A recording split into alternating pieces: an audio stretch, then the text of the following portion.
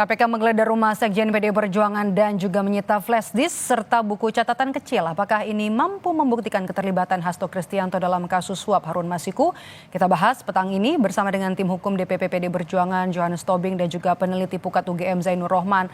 Selamat petang Bang Yohanes dan juga Mas Zainur dengan Maidop di sini.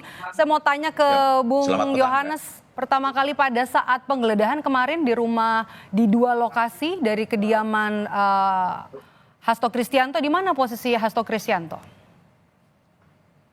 Waktu dilakukan penggeledahan di rumahnya di Bekasi, Pak Sekjen ada di Jakarta, masih menjalankan tugas kesekjenan, masih menjalankan tugas partai, ada di Jakarta, Mbak. Ada di Jakarta ya. Menurut Anda apa yang mau disasar KPK dari penggeledahan ini? Nah, itu yang menjadi kebingungan kita ya. Kan perkara ini sudah putus di pengadilan, bahkan ingkrah sampai kasasi Mahkamah Agung.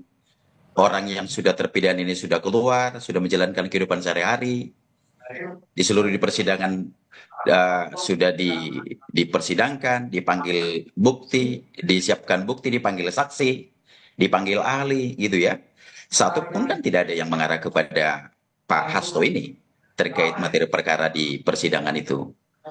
Nah, tetapi kita juga bingung nih, sudah sampai 5 tahun perkara ini tak kunjung selesai. Nah, jadi kami memahami dari sebagai advokat melihat bahwa memang ini tidak ada perkara hukum, murni secara hukum di sini. Ini memang murni perkara politik, gitu ya. Salah satu keyakinan kami bahwa kami sebentar lagi mau merayakan ulang tahun Partai PDI Perjuangan tanggal 10 ini. Kemudian dalam waktu dekat kami sedang persiapan untuk kongres. Artinya ada isu politisasi karena ini kasusnya sudah berjalan selama 5 tahun ya. Tanggapan Anda Mas Zainur? Ya, tentu kami menghormati apa yang menjadi bagian dari pembelaan Pak Hasto maupun tim kuasa hukumnya, baik itu di dalam maupun di luar persidangan. Nah, tetapi kami ingin melihat bahwa perkara ini justru harusnya sudah selesai di tahun 2020. Kalau tadi disampaikan di dalam perkara Wahyu Setiawan dan kawan-kawan tidak dijelaskan bagaimana keterlibatan dari Pak Hasto. Ya memang menurut saya tidak ada kewajiban dari penuntut umum ketika tujuannya untuk membuktikan dari kesalahan dari terdakwa. Waktu itu adalah Wahyu Setiawan dan kawan-kawan. Memang idealnya waktu itu jaksa penuntut umum bisa membuat dakwaan dengan lengkap ya, artinya di situ harusnya disebut dari mana sumber uang yang digunakan untuk menyuap oleh Harun Masiku, dengan siapa saja Harun Masiku itu berkomunikasi, mendapatkan perintah, mendapatkan saran, mendapatkan berbagai bentuk-bentuk order. Itu ternyata memang tidak dijelaskan secara lengkap di dalam dakwaan, dan kami juga sudah pelajari betul dakwaan maupun putusannya. Tetapi saya katakan bahwa tidak betul juga kalau di dalam perkara Wahyu Setiawan itu tidak diuraikan dengan jelas, itu artinya tidak ada tindak pidana lain. Sangat boleh penyidik itu kemudian membuka dengan perkara baru, kemudian di dalam perkara baru tersebut didukung oleh dua alat bukti. Nah, jadi menurut Anda dengan penetapan sekarang 25 Desember kemarin atau di akhir Desember kemarin penetapan tersangka terhadap Hasto Kristianto, artinya penyidik KPK sudah mengantongi cukup alat bukti?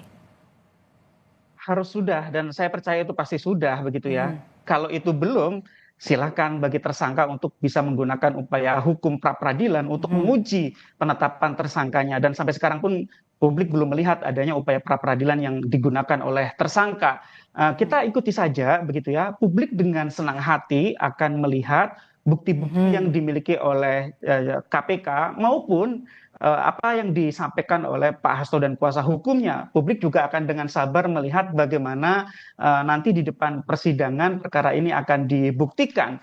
Bagaimana misalnya kejadian penyuapan terhadap Wahyu Setiawan itu diperintahkan, bagaimana kemudian Harun Masiku itu juga kemudian melarikan diri, dugaan-dugaan bahwa ada upaya untuk melakukan perintangan terhadap pengejaran Harun Masiku dan seterusnya. Biar itu nanti menjadi tugas dari KPK. Kami publik melihat sejauh ini gitu ya, belum terlihat adanya bentuk-bentuk pelanggaran prosedur yang dilakukan oleh KPK, baik itu misalnya KUHP maupun Undang-Undang Tindak Pidana Korupsi. Adapun kalau misalnya Pak Hasto dan tim kuasa hukum menganggap ada bentuk-bentuk pelanggaran prosedur itu, tentu publik akan dengan senang hati melihatnya di forum pra-peradilan maupun sebenarnya PDIP bisa menggunakan berbagai cara yang tersedia. Misalnya PDIP punya anggota DPR di Komisi 3 bisa meminta akuntabilitas kepada KPK mengenai perkara ini kalau memang PDIP punya bukti-bukti bahwa perkara ini adalah perkara kriminalisasi, atau misalnya melaporkan pimpinan dan penyidiknya ke Dewan Pengawas. Tapi kan sejauh ini publik belum melihat adanya itu semua, Mbak. Oke, saya ke Bang Yohanes lagi. Jadi Anda adalah kuasa hukum dari PDI Perjuangan. Jadi peran dari seorang Hasto Kristianto dalam kasus Harun Masiku termasuk juga kasus perintangan penyidikannya seperti apa? Jadi saya sebelum menjawab itu dulu ya, saya kira saya harus tanggapin dulu dari Mas Jainur Rohman ini, ya kan, soal kita tidak perlu diajarin soal mengambil sikap upaya hukum, ya, semua proses-proses sudah kita lakukan. Soal tindakan-tindakan hukum yang konkret, kami tidak perlu harus beritakan ke media.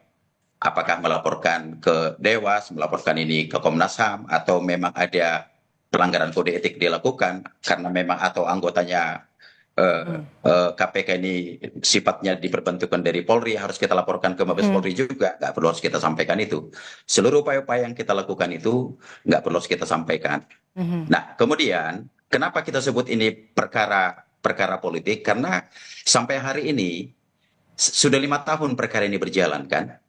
Jadi jangan karena KPK tidak mampu menyelesaikan perkara ini, jangan dong kita dibikin jadi bulan-bulanan. Contoh satu hal. Hari ini catatan Mas Jainur, itu ada 43 orang tersangka di KPK itu. Sampai sekarang nasibnya jelas. Tersangkanya tidak di SP3, orang yang nggak ditahan. Ini jangan tembang pilih. Ya, satu. Yang kemudian, ini Pak Hasto ini bukan pejabat negara, bos. Bukan bupati, bukan gubernur, bukan menteri. Perkara ini tidak ada merugikan keuangan negara. Jadi kalau kita Pak Hasto ini bicara lantang soal demokrasi, soal konstitusi, ini jangan dibuka-buka kasus Harun Masiku yang tidak kaitan. Bung Yohanes, Anda belum jawab pertanyaan saya.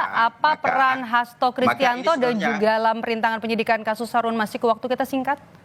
Enggak, di dalam perintangannya juga samperannya ada. Segini ya, saya jelaskan ada 2 hal. Dalam seprindik itu ada 2. Satu katanya melakukan suap gratifikasi. Yang satu lagi adalah obstruction of justice. Ini 2 hal yang berbeda. Bagaimana mungkin misalnya Mas Hasto melakukan suap, tetapi di sisi lain dia menghalangi Harun Masiku? Ini nggak benar ini sprindiknya. Ini kan 2. Harus ada dong badan yang satu lagi. Ada Pak Hasto yang satu lagi. Nah, dari sini aja pun kita membacanya sudah berbeda. Nah, maka sampai hari ini kita meyakini memang ini murni adalah politisasi. Ini sebenarnya penggeledahan yang dilakukan kepada Pak Hasto ini rumahnya, ini hanya untuk menutup-nutupi soal isu-isu dari OSIS PR itu, dari yang tengah viral hari ini mengenai dari Pak Joko Widodo mengenai yang sudah dilakukan dari media internasional. Saya pindah ke Mas Zainur, tanggapan Anda apa Mas Zainur? Hasto Kristianto disebut bukan pejabat negara dan juga sprindiknya untuk menyebut Hasto terlibat dalam kasus Harun Masiku ini tidak kuat. Perintangan penyidikan, suap, itu tidak harus pejabat negara, penyelenggara negara, siapapun bisa menjadi tersangka pemberi suap, bisa menjadi tersangka perintangan penyidikan. Tidak ada kualifikasi harus penyelenggara negara di dalam Undang-Undang Tindak Pidana Korupsi. Beda kalau yang disangkakan adalah pasal 3 di dalam Undang-Undang Tindak Pidana Korupsi. Jadi kita lihat ini adalah suap.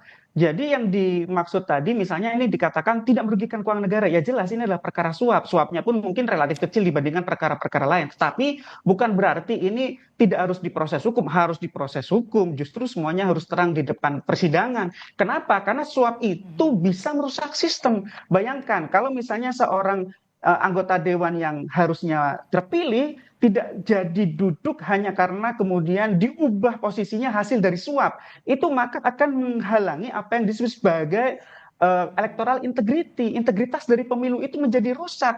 Tindak pidana suap itu merusak sistem. Jadi dia memang betul belum tentu merugikan keuangan negara, tetapi sistemnya, kedaulatan rakyatnya, rakyat yang telah menitipkan suaranya kepada Rizky Aprilia itu bisa menjadi terhalang karena adanya tindak pidana suap kepada Wahyu Setiawan oleh Harun Masiku dan kawan-kawan itu. Jadi saya katakan ini secara hukum memang harus diproses secara hukum. Kalau dikatakan bahwa ini politisasi, kami dari Pukat silakan setuju kalau misalnya rekan-rekan dari PDIP misalnya ingin membongkar kesalahan-kesalahan atau tindakan-tindakan penyelewengan kekuasaan oleh Jokowi yang akan dilakukan oleh PDIP. Kami dukung itu, tapi untuk tindak pidana ini sejauh ini kami masih melihat ini on the track sesuai dengan peraturan perundang-undangan. Kalau tidak sesuai silakan untuk gunakan upaya hukum. Baik, terakhir Bang Yohanes singkat saja. Jadi tanggal 13 Januari nanti akan hadir memenuhi panggilan KPK?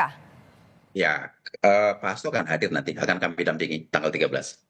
Tanggal 13. Oke, baik. Terima kasih sudah bergabung bersama kami Bang Yohanes Tobing dan juga Mas Zainur Rohman di Kompas Petang hari ini. Sehat selalu.